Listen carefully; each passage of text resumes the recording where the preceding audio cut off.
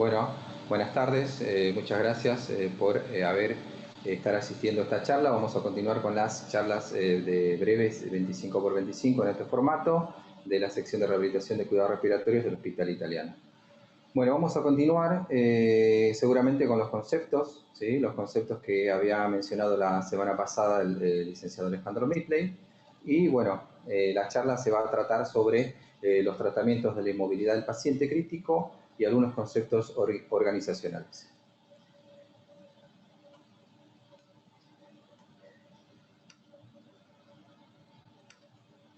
Bueno, muy bien. Como vemos acá en este trabajo, ¿sí? Vemos dos fotografías, la fotografía A y B, ¿sí? Fíjense, este trabajo se interesó por el estudio del músculo esquelético en el paciente crítico y se observa el músculo sano, ¿sí? En la foto A y C, y el músculo ya deteriorado en la foto B y D.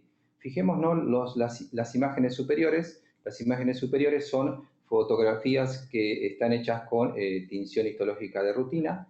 En la foto A vemos al músculo sano y fíjense la foto D. En la foto D lo que utilizaron es una inmunotensión donde vemos la necrosis y el infiltrado del músculo en el color rojo, ¿sí? Es bastante notorio. Bueno, también midieron el porcentaje de pérdida de masa muscular, tomaron como referencia el cuádriceps femoral. El cuádriceps femoral es un músculo, o vamos a decir, insignia de la musculatura total corporal. Es un músculo que se utiliza también como para los estudios de sarcopenia, ¿sí? Y estimar la masa muscular total o la pérdida de masa muscular total. En este caso, las mediciones de la masa muscular la hicieron a través de ultrasonido, ¿sí? Y lo que observamos es que la falla de varios órganos como que marcaría un gran porcentaje de pérdida de masa muscular. Fíjense, en la falla de 4 o más órganos se ha perdido más del 25% de la masa muscular en ese músculo estudiado. Pareciera ser que la enfermedad crítica marca de manera importante al músculo, ¿sí? Habíamos visto las funciones del músculo anteriormente, no solamente como parte del aparato locomotor, sino también con funciones muy importantes como la regulación del medio interno, la nutrición y funciones de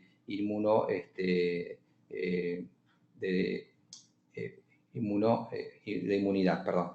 Y bueno, se han tratado de organizar la atención del paciente crítico en un paquete de medidas que nos permita organizarnos y poder evaluar integralmente al paciente y poder impartirle un tratamiento.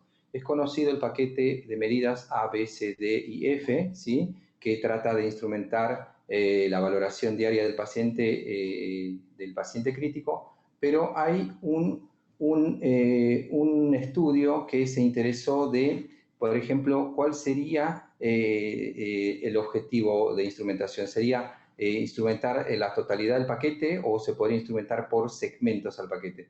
Se ha visto que la instrumentación de estas medidas tiene un efecto aparente de dosis-respuesta. Es importante ir desde la A hasta la F, ¿sí? Pero también se han encontrado con algunas sorpresas importantes, que es que uno de los componentes de este paquete de medidas, que es el componente de la movilidad, tiene unas barreras muy importantes. Se han identificado hasta 28 barreras en la implementación de este paquete de medidas. De esas 28 barreras identificadas, la mitad de esas son principalmente relacionadas con una inercia de usos y costumbres, por ejemplo, de una unidad de cuidados críticos, por algunos misconcepción, también por unas cuestiones de falta de organización en la transversalidad del trabajo, y la otra mitad son atribuibles a el estado del paciente, ¿no? La complejización del paciente, el estado hemodinámico, etcétera, etcétera. O sea, es interesante este análisis también porque de todas estas medidas, la que más barreras ha obtenido en la instrumentación es la inmovilidad. Bueno, cuando observamos esta diapositiva, rápidamente vemos el semáforo, nos recuerda seguramente al consenso de seguridad que escribió Hudson en su trabajo del 2014. Y bueno, Cuando observamos un paciente que yace sobre la cama, no solamente es un riesgo, ¿no?, para el mismo paciente, sino también debemos pensar que es un riesgo para el equipo que lo trata, ¿sí?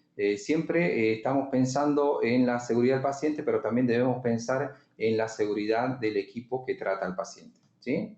Bueno, en los pacientes críticos se han instaurado una cantidad, digamos, de tratamientos posibles a medida de que se ha ido trabajando en el tratamiento del paciente. Y bueno, y estos son, por ejemplo, tratamientos simples como la movilidad pasiva, que es lo primero que nosotros contamos a mano para el tratamiento de estos pacientes. La movilidad pasiva puede ser manual o la movilidad pasiva también puede ser otorgada a través de algún instrumento, una herramienta que nosotros poseamos, por ejemplo, un cicloergómetro, ¿no?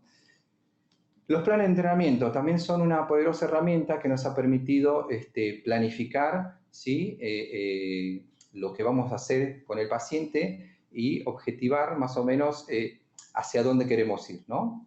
Bueno, es interesante también eso. Otro tratamiento que también se habla muchísimo, pero en realidad no se hace tanto, es la electroestimulación. En el análisis de las actividades habituales que uno instrumenta como tratamiento en las terapias intensivas, se han identificado a las actividades de movilidad, las actividades de sedestación o transferencias como las actividades más habituales, pero no están tan bien reportadas o no están reportadas básicamente la electroestimulación.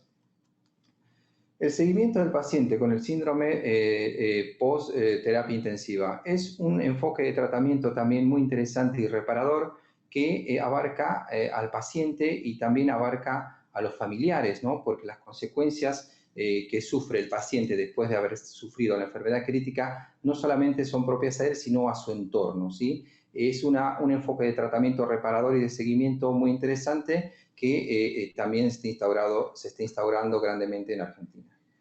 Y pongo como último concepto el concepto de la nueva rehabilitación, ¿sí? La nueva rehabilitación es una visión, vamos a decir, no tan reparadora, sino es una visión más bien preventiva, porque se está poniendo como un antecedente respecto a la línea del tiempo del tratamiento del paciente, ¿sí? Ahora vamos a pasar a detallar un poco punto por punto, vamos a ir hablando sobre los tratamientos y vamos a exponer de qué se trata cada uno.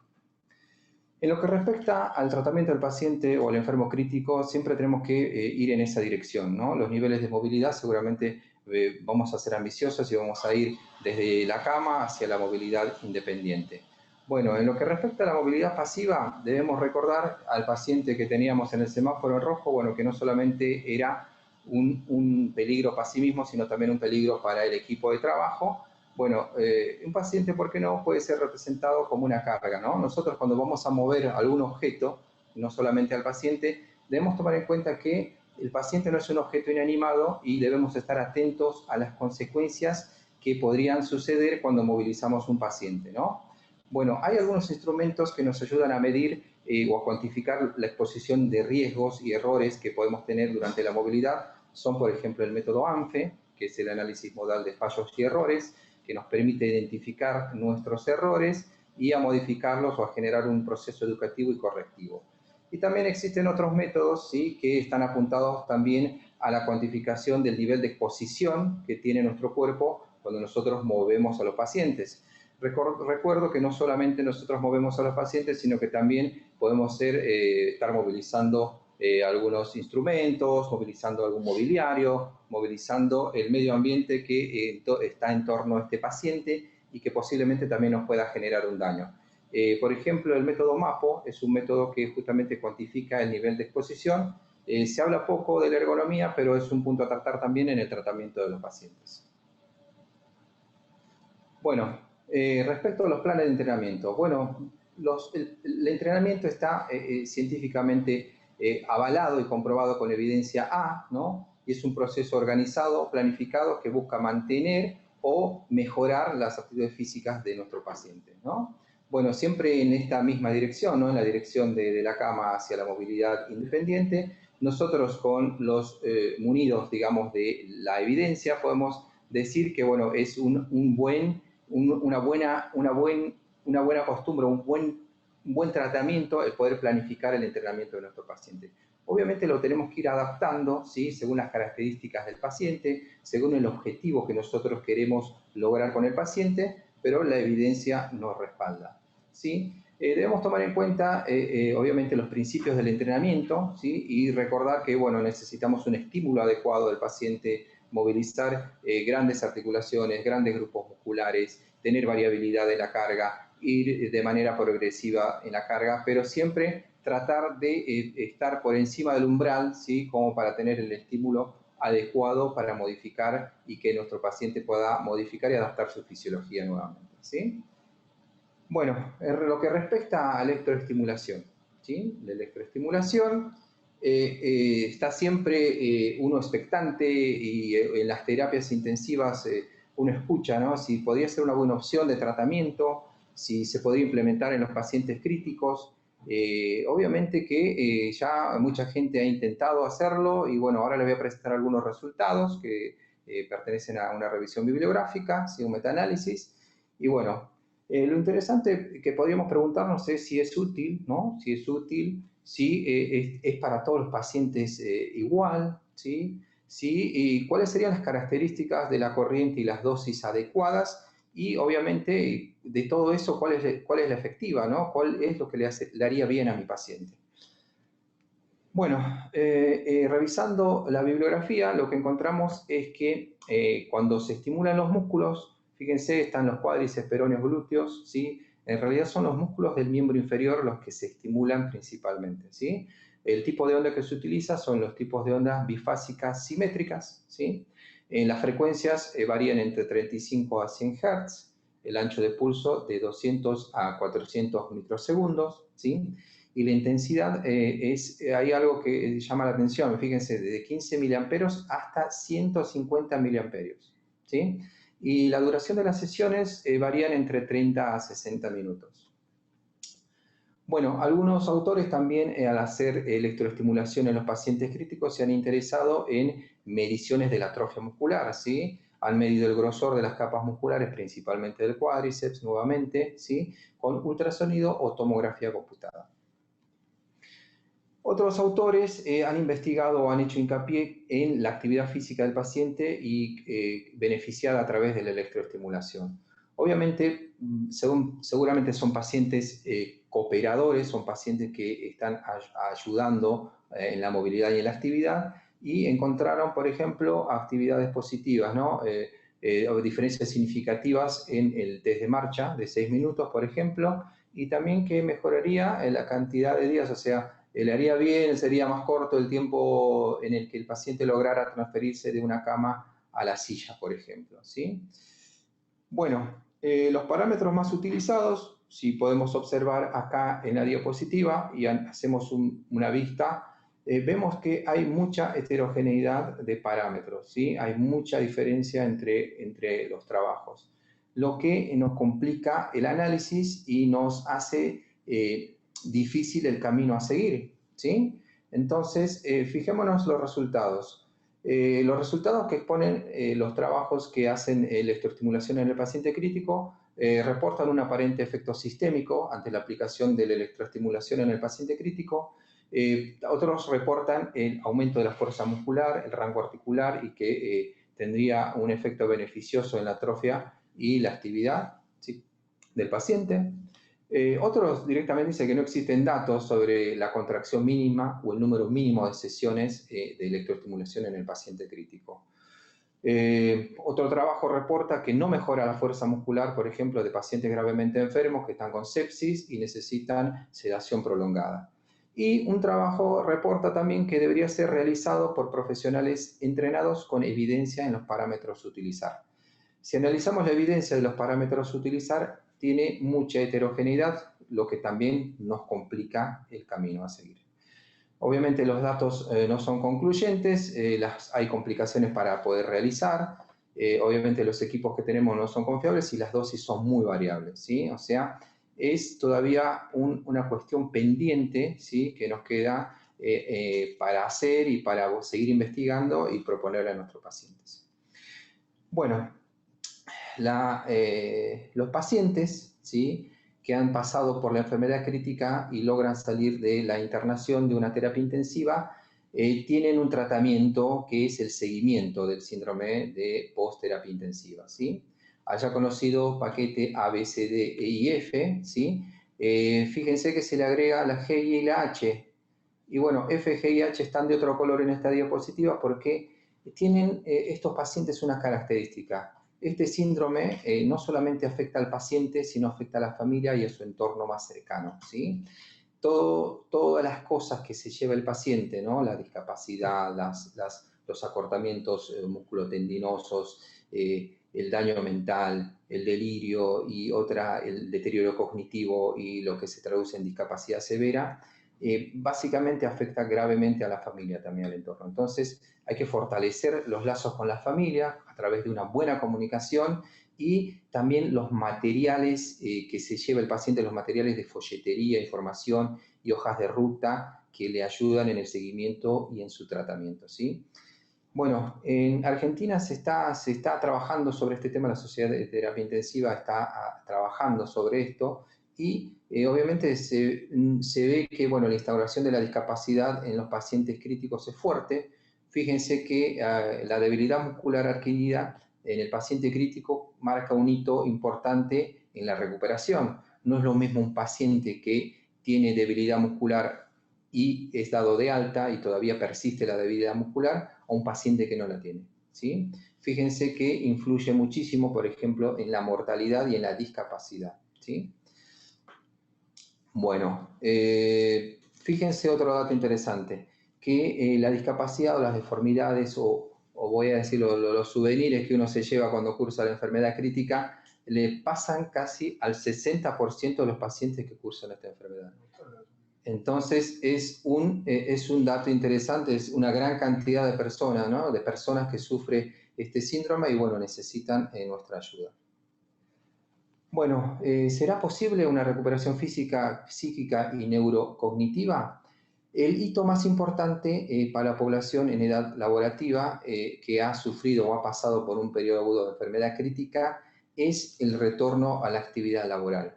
Esto como que marcaría un hito importante, ¿sí?, de recuperación y de reconciliación funcional del paciente con la sociedad y su entorno. Y bueno, es importante remarcar esto. Los trabajos de la bibliografía remarcan más o menos un 50% y en Argentina este trabajo revisado como programa de seguimiento al alta en la unidad de cuidados intensivos también reporta un número parecido, un 49% de los pacientes en edad laborativa pueden retornar, ¿sí?, a su trabajo antes del año posterior al alta, ¿sí? Bueno, este es un dato que lo traigo nuevamente acá, es un dato que habla sobre la actividad física y la movilidad, ¿sí? Una vez se decía, ¿no?, antes de la pandemia que bueno, era muy importante el hecho de caminar y alguno se preguntó también cuánto era necesario caminar, ¿no? Y ahí vemos varios tipos de personas, ¿sí? Y vemos que una persona, por ejemplo, una persona adulta entre 20 y 65 años debería caminar más o menos entre 6.000 a 8.000 pasos por día para ser activo y saludable, ¿no? Y la actividad física y la caminata tendría un efecto como protector y un efecto que nos beneficiaría a nuestra salud. Bueno, nosotros estamos ansiosos seguramente que esto vuelva a retomarse como concepto y como recomendación, ¿sí?, que es una recomendación de la Organización Mundial de la Salud, también la actividad física y la movilidad, pero bueno, estamos ansiosos para que esto vuelva a suceder. Algunos trabajos muestran que la restricción de la movilidad, ¿sí?, y digamos, está muy ligada a lo que es la discapacidad y obviamente la discapacidad ya sabemos que está ligada a la mortalidad, ¿sí? Acá este trabajo analiza al paciente adulto mayor, ¿sí?, que estaría restringido, digamos, a una actividad que solamente se daría en el hogar, a un paciente más vulnerable respecto de las otras esferas que vemos acá, que son más externas, a un paciente de ambulador extradomiciliario y además que tenga una red de contención social importante, ¿sí? O sea, es un dato muy interesante, un dato que debemos tomar en cuenta cuando nosotros recibimos al paciente, ¿sí? Y una visión no tan reparadora como las anteriores, sino una visión más preventiva, es lo que nos otorga la nueva rehabilitación. Este término de nueva rehabilitación en realidad es un término que está todavía mutando y se está transformando lentamente a otros conceptos que son sinónimos, por ejemplo, el concepto pre-app o la prehabilitación, ¿sí? Si utilizan esas palabras, seguramente van a estar relacionados a lo mismo, a la nueva rehabilitación. La nueva rehabilitación tiene una visión más preventiva, dije, porque está enfocada hacia los factores de riesgo. Lo que trata de hacer esta nueva rehabilitación es ir en la línea del tiempo del tratamiento del paciente hacia adelante, o sea, anticiparse a las consecuencias. Quiere modificar los factores de riesgo y está intentando de alguna manera detectar y categorizar a los pacientes para llegar prontamente a ellos y tratar de modificar esto. El consenso, por ejemplo, de sarcopenia del año 2018 del Grupo Europeo ha definido y ha redefinido en realidad lo que es sarcopenia y ha modificado al consenso del 2010, ¿sí?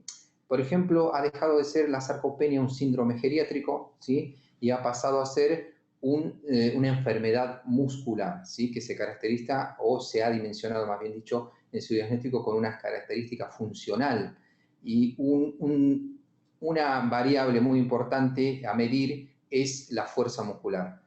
Aparentemente, lo que dice el consenso de sarcopenia del año 2018 es que la pérdida de fuerza es un ciclo importante que nosotros no debemos dejar pasar por alto y debemos medirla para poder pesquisar y categorizar a los pacientes que son susceptibles a un riesgo importante, ¿no? Fíjense, un elemento muy simple de utilizar es un dinamómetro que mide la presión manual, ¿sí? Y que nos estaría determinando, ¿no? Según la edad y el sexo, y una tabla, obviamente, si tenemos baja fuerza muscular o una fuerza muscular normal. Por ejemplo, 24 kilogramos fuerza en el varón y 16 kilogramos fuerza en la mujer serían unos puntos de corte importantes a tomar en cuenta para decir que tiene una fuerza normal o una baja fuerza muscular. Siempre hablando del adulto mayor, por ejemplo, ¿sí?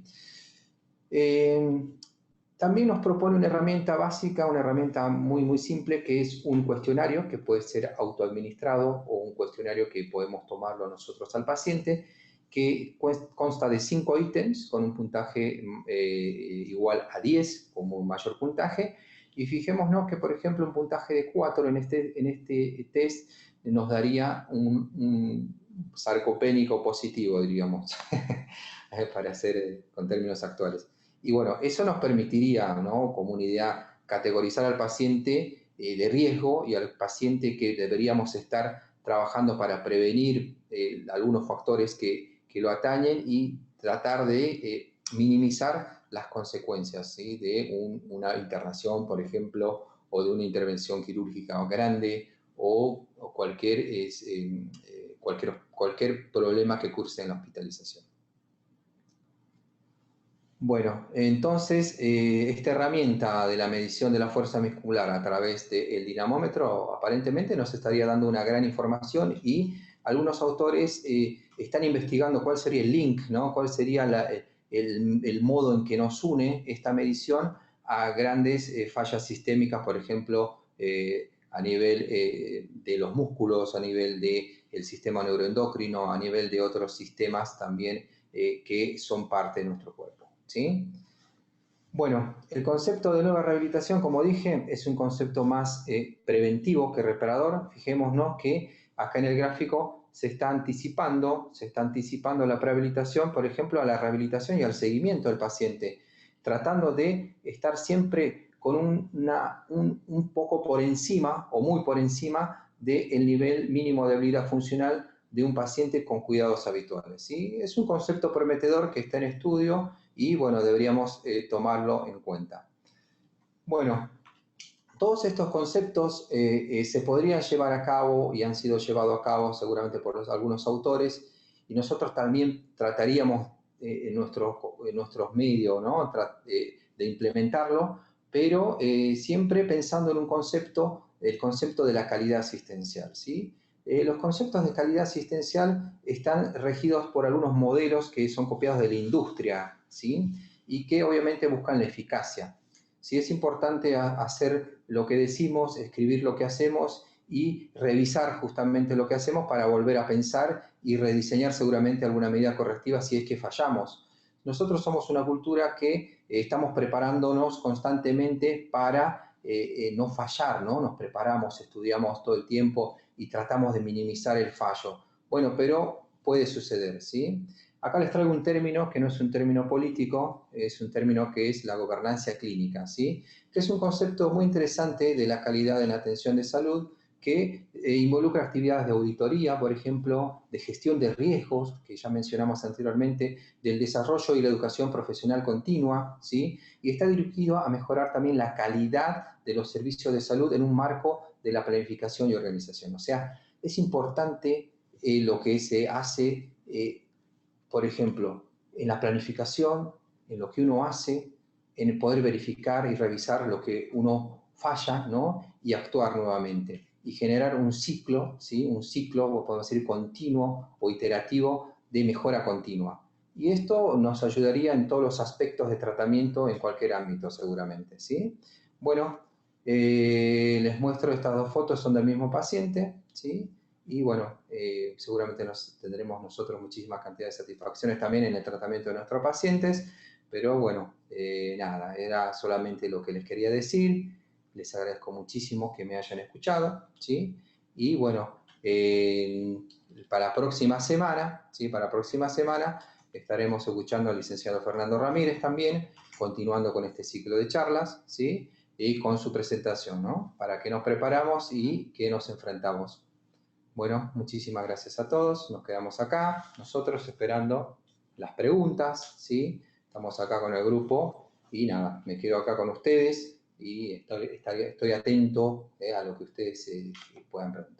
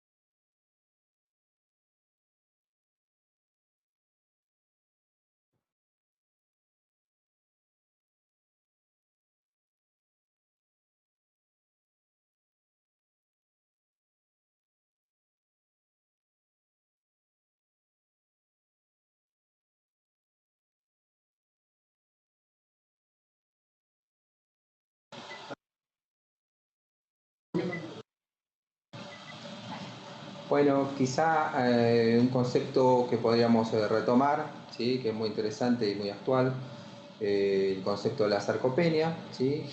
Que tiene una gran aplicación, una aplicación práctica, económica y factible, ¿sí? Revisen este consenso que es muy interesante, que nos muestra un algoritmo, ¿sí? Un algoritmo de trabajo, donde también le va a interesar, por ejemplo, la calidad muscular. La calidad muscular sería la relación de masa magra y grasa, ¿no? En el paciente.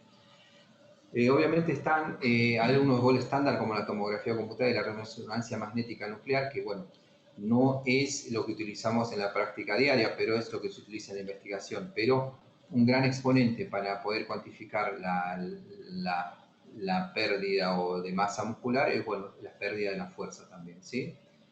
Quizá alguno tenga un dinamómetro por ahí en su servicio, que ahora capaz lo quiera utilizar y bueno, puede empezar a pesquisar pacientes que están en riesgo, ¿sí? Que aparentemente no lo eran antes, pero bueno, quizá han perdido la fuerza y van a empezar a investigar sobre este tema. José, mientras te leo unas preguntas, te Sí. cuento que bueno, hay muchos agradecimientos y felicitaciones por tu clase, por tu charla. Bernabé Jiménez te pregunta sobre las contraindicaciones absolutas para movilizar. Bernabé, si vos revisás un poco el consenso de seguridad del paciente de Hudson, que del año 2014, y también hay otra revisión de la Critical Care del año 2018 que habla sobre la seguridad del paciente, básicamente no habría contraindicaciones para la movilización, salvo algunas excepciones muy extremas, ¿no? Por ejemplo, un paciente pronado habla, un paciente que está con algún elemento que impide, por ejemplo, un acceso vascular o una lesión que está activa, por ejemplo, también habla de la presión intracraneal no controlada, sangrado activo, habla de situaciones muy extremas, o sea, básicamente el resto se podría movilizar a todos. Simplemente hay que buscar una estrategia que sea uniforme y sea un criterio uniforme en tu equipo de trabajo, que sea una medida transversal, no una medida individual, porque yo por la experiencia que tengo, que la movilización del paciente no es una decisión individual, sino es una decisión grupal, que hay que trabajar muchísimo y una vez que te acompañan, seguramente lo vas a poder lograr. José, mientras te leo otra pregunta, ¿la movilización de un paciente pronado es una contraindicación absoluta o podríamos movilizar igual un paciente pronado? Mira, no es una contraindicación absoluta según lo que podemos observar, sino que va a depender seguramente de la participación de algún grupo de trabajo, ¿sí? O de estar unidos seguramente de algún consenso o algún criterio en común, por ejemplo, para evitar las úlceras por decúbito. O sea, podríamos movilizar igual un paciente pronado. No hay contraindicaciones. No hay contraindicaciones, ¿no? Por más, si no lo movilizamos, lo más probable es que curse con úlceras por presión. Paola Iacono te pregunta, ¿qué evaluaciones, además de escala de fuerza, le realizan los pacientes con síndrome post-terapia intensiva? ¿Qué otras evaluaciones? Bueno, hay algunas evaluaciones funcionales también que les toman, por ejemplo, toman el test de marcha de 6 minutos. La velocidad de la marcha es un indicador también de baja performance física, ¿sí? En menos de 0,8 metros por segundo nos estaría marcando una baja performance física. Hay varias baterías de performance física. El test de pararse y sentarse y caminar alrededor de la silla y volverse a sentar. Otro test también es el test de marcha de 4 metros, ¿sí? Que también es un test que nos puede identificar la velocidad de la marcha. El test de pararse y sentarse de la silla también, ¿sí? Que es un test que uno dice al paciente que se pare de la silla abrazándose de los hombros, ¿sí? Si lo logra hacer, se lo realiza durante 5 veces y se toma el tiempo, ¿sí? Obviamente, en la batería de performance física corto, en el SSPB, ustedes pueden encontrar la información que me están preguntando. José, acá Florencia Div, que no sé si no es Florencia Di Bruno, si es Florencia Di Bruno te mandamos un beso, Flor. Dice, José, ¿en qué consiste la prerehabilitación? Paciente crítico, ¿cuándo iniciamos? La prerehabilitación es un concepto más de prevención, ¿sí? Es un concepto que está tratando de entrar a lo que es el sistema de salud. Supongo, hay una paradoja en salud muy interesante, ¿no? Se dice que el 90% de los recursos en salud que utilizamos para el tratamiento de los pacientes no van a poder solucionar todos los problemas que tienen los pacientes. Pero si nosotros invertiríamos con tanta fuerza, por ejemplo, en el saneamiento, en una alcantarilla, en el saneamiento ambiental, seguramente salvaríamos muchísimas más vidas. Eso es conocido como la paradoja de la salud. Entonces, la prerehabilitación estaría como interviniendo en pesquisar a los pacientes que tienen, por ejemplo, factores de riesgo, ¿no? Por ejemplo, pacientes sarcopénicos, pacientes frágiles, pacientes con mala nutrición, entonces pacientes con bajo desempeño físico. Sería, por ejemplo, tratar de mejorarles esos aspectos para que sea un paciente saludable y en el caso que sufriera una intervención quirúrgica importante, por ejemplo, tenga, digamos, un espectro de recuperación más beneficioso que otro que no hace nada, ¿no?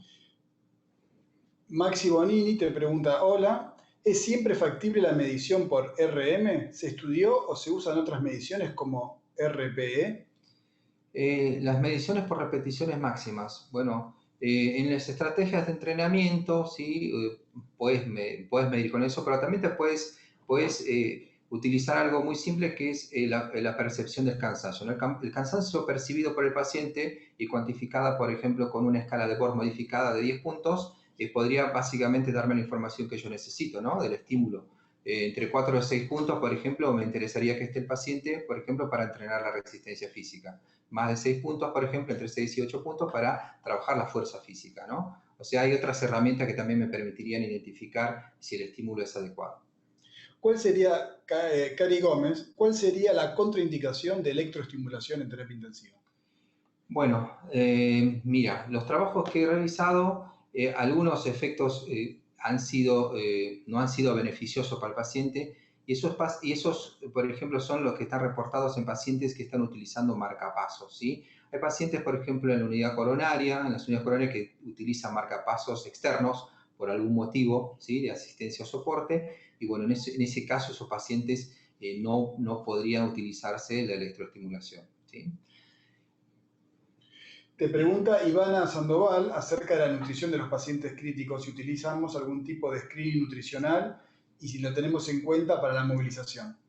Mira, en realidad, como kinesiólogo no es la incumbencia que me pertenece, pero los nutricionistas sí tienen un screening nutricional, ¿no? Donde ellos hacen como un paciente, lo clasifican, un paciente malnutrido, desnutrido, ¿sí? Con desnutrición evidente, y bueno, generalmente este tipo de screening lo he visto en los pacientes que están realizando, por ejemplo, los pacientes que están en lista de pretrasplante, ¿no? Hacen el screening nutricional y obviamente hacen el aporte necesario como para que el paciente tenga el aporte calórico indispensable para su actividad.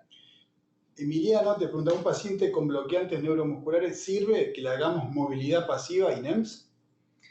Mira, justamente después en el video hay un trabajo que está en la bibliografía expuesto que utiliza un ciclo ergómetro y utiliza electroestimulación. Lo que reporta este trabajo es que no tuvo efectos beneficiosos para el paciente, ¿sí? Quizás los efectos beneficiosos de la movilidad no solamente tendrían que ver con la fuerza muscular, sino quizá con algunos efectos circulatorios o algunos efectos de la movilidad articular en sí, pero no necesariamente se han reportado efectos beneficiosos en este tipo de pacientes que mencioné. Martín Luján, que no sé si es de Ecuador, me parece. Sí, Martín Puede Luján, ser que sea sí, de Ecuador. Sí. Preguntan si realizan el MMR score como más simple para evaluar la fuerza muscular. Mira, no lo he utilizado, así que no tenemos experiencia. No tengo experiencia en eso. El MRC sí, pero el MMR score no lo he utilizado, no tengo experiencia en eso.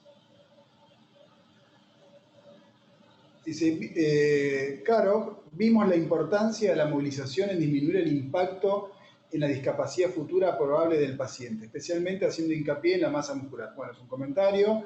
¿Qué sucede con la prevención de osificaciones heterotópicas y deformidades? ¿Qué rol juega el cuidado de posiciones? Mira, es fundamental, ¿no? Ya diríamos, no deberían existir osificaciones heterotópicas en un paciente que está siguiendo algún tipo de tratamiento o con un seguimiento de un equipo, ¿no? Si obviamente no lo movemos frecuentemente, bueno, que un paciente tenga osificaciones heterotópicas es grave, ¿no? Sería, digamos, no una falla de un profesional, sería una falla del sistema en realidad, y sería un punto a revisar y sería un buen punto para ver qué mejora podríamos hacer, ¿no? A partir de eso. También, a ver, Paola Diácono pregunta si realizamos algún test de equilibrio y alguna escala subjetiva de esfuerzo. Los test de equilibrio. Bueno, el test de batería corto de performance física consta de unos test de equilibrio, ¿sí? Por ejemplo, se pone al paciente con los pies juntos, ¿sí? Y se le contabiliza si puede estar en equilibrio durante 10 segundos. Si no lo logra, tiene un puntaje bajo, por ejemplo, ¿sí? También se pone al paciente en semitándem, mitad del pie incluida en la otra, y también se contabiliza el tiempo de 10 segundos. Si lo logra hacer, tiene un puntaje positivo. Y también se pone al paciente en un pie delante del otro, ya es la posición más dificultosa, que es el tándem completo, donde también se mide el equilibrio. Por lo general, un paciente que no cumple estos tres criterios o no puede equilibrarse durante 10 segundos en estas tres pruebas es un paciente con un puntaje bajo, ¿no? ¿Cómo sugiere usted el abordaje de los pacientes bajo ventilación mecánica desde la movilidad? ¿Iniciamos con movilidad pasiva y electroestimulación? Te pregunta Juan Martín Núñez Silveira. Mira, Juan Martín, yo siempre iría por la economía, ¿no? Iría, digamos, por lo más sencillo, ¿sí? Lo que más tenemos a mano, ¿sí? Seguramente va a ser la movilidad, ¿sí? Manual, la movilidad a través digamos, de la intervención nuestra. Y también, como te digo, no solamente que sea una intención individual, sino tenemos que convencer a los que nos rodean, ¿no? Al equipo que está a nuestro lado, a los enfermeros, a los médicos, al personal en el cual nos ayuda día a día, a que nos ayude a movilizarlo. Y la electroestimulación en realidad tendríamos que hacer pruebas, en realidad de los equipos que poseemos y ver si realmente funcionan. Los trabajos que están en la charla, por ejemplo, tuvieron que utilizar o realizar una escala para verificar la contracción del paciente, si la contracción era visible y palpable, por ejemplo, si hay una buena contracción efectiva. También menciona que, por ejemplo, estos pacientes ventilados tuvieron contracciones si no estaban tan enfermos, ¿sí? Generalmente habría que seleccionar bien a qué pacientes. En cambio, los pacientes con sepsis o con bloqueantes eran los peores candidatos, no se observaban contracción, y también los pacientes que tenían un edema muy grande tampoco se podía verificar la contracción, y también se corría un peligro, era en aumentar muchísimo la intensidad para buscar la contracción, y obviamente no podíamos evidenciar si le estábamos haciendo doler o no al paciente. O sea, es importante tener un feedback en este tipo de pacientes. Martín Ujasa rectifica y la escala a la que se refería era MRC. Ah, sí. Te pregunta, perdón, había visto acá José Robles de Rosario, ¿cuál es su experiencia con electroestimulación en UTI? Podrías hablar de los pros, los contras y las complicaciones que tenemos. Mira, la experiencia de la electroestimulación en UTI creo que debe ser la misma que tienen ustedes, porque haciendo la revisión bibliográfica, ¿sí?, es una terapéutica que básicamente no se está realizando en las terapias intensivas. Siempre estamos atentos a querer hacerla, pero por distintos motivos no la hemos logrado. Actualmente no tenemos un protocolo estandarizado para realizarla, ¿sí? Vamos a tratar de usarla como quizá una intervención, pero quizá hemos valorado otras intervenciones profesionales, por ejemplo, el hecho de movilizar al paciente, tratar de generarle una movilidad participativa e ir progresando como algo más factible por el momento, ¿sí? Bueno, José, ¿hay algo que te gustaría para cerrar la charla? ¿Algún concepto que crees que sería bueno retomar como para dar un cierre mientras el resto de la gente piensa alguna otra pregunta? Y si no, vamos a invitar para la próxima presentación. Bueno, no, que la inmovilidad del paciente es un tema aparentemente sencillo, ¿sí?, aparentemente fácil de abordar, pero que tiene muchas dificultades en el hacer, ¿no? Porque requiere de una transversalidad de pensamiento y una implementación de trabajo en equipo muy importante. También quisiera remarcar que, bueno, todas las cuestiones que son referidas a la inmovilidad, que por lo general lo que podemos observar son las úlceras por decúbito, ¿sí?, y en un extremo muy grande, una osificación heterotópica, bueno, no deberían suceder, pero siguen sucediendo. Y yo pienso que van a seguir sucediendo, mientras tanto no tomemos en cuenta que somos un equipo, somos parte de un gran equipo, y que debemos pensar como equipo, y debemos aceptar estos errores, y debemos ir trabajando sobre esto y mejorar seguramente nuestra intervención, ¿sí? Gracias, José. Muchas gracias. La semana que viene, Fernando Ramírez, que es el jefe de la sección de rehabilitación y cuidados motores del Hospital Italiano, va a ofrecernos una presentación acerca de para qué nos preparamos y qué enfrentamos en relación a la rehabilitación de los pacientes con COVID positivo en las salas del hospital. Luego de la presentación de José, vamos a abrir una pequeña mesa redonda donde va a estar, de Fernando, perdón, de la semana que viene, donde va a estar nuevamente José y Alejandro Midley, quien también estuvo haciendo una revisión sobre el músculo del paciente crítico. Y vamos a abrir un espacio para discusión y preguntas sobre todos los temas que tienen que ver con la rehabilitación precoz, tanto en las unidades de cuidados críticos como en las unidades de internación general. Así que los invitamos para el lunes que viene a las 7 de la tarde y luego para la discusión de la mesa redonda. Así que muchas gracias a todos por participar. Muchas gracias, José. Muchas gracias. Los esperamos el lunes que viene a las 7 de la tarde por este mismo lugar.